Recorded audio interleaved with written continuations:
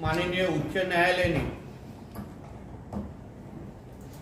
एक महत्त्वाचा निर्णय दिलेला आहे आणि परत एकदा शिक्कामोर्तब केलेला आहे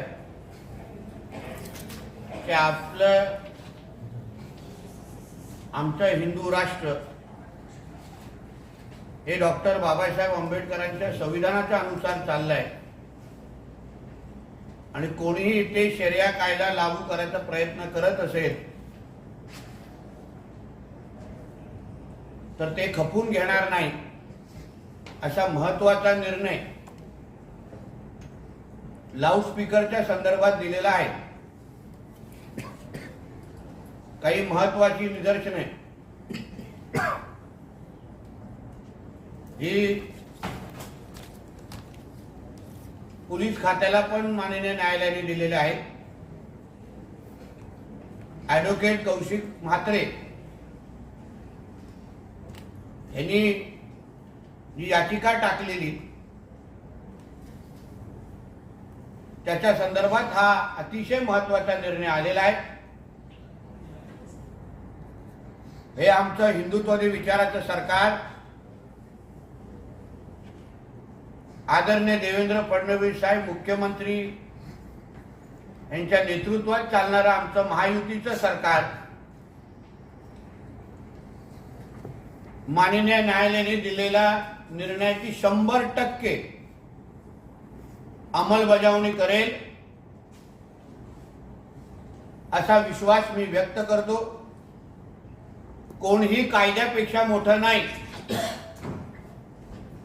कोणीही इथे दादागिरी आणि इस्लाम राष्ट्र बनवण्याचे कोणाचेही मनसुबे असतील तर ते आमचं हिंदुत्ववादी विचाराचं सरकार खपून घेणार नाही असा विश्वास मी महाराष्ट्राच्या जनतेला देतो। जे हे 5 वेळा बोंगे वाजवत बसतात त्यांनी त्यांचे बोंगे वाजवण्याचे कार्यक्रम स्वतःनीच बंद करावे। आम्हाला राज्यात संघर्ष नको आहे, आम्हाला इथे कायदा आणि सुव्यवस्था हवी आहे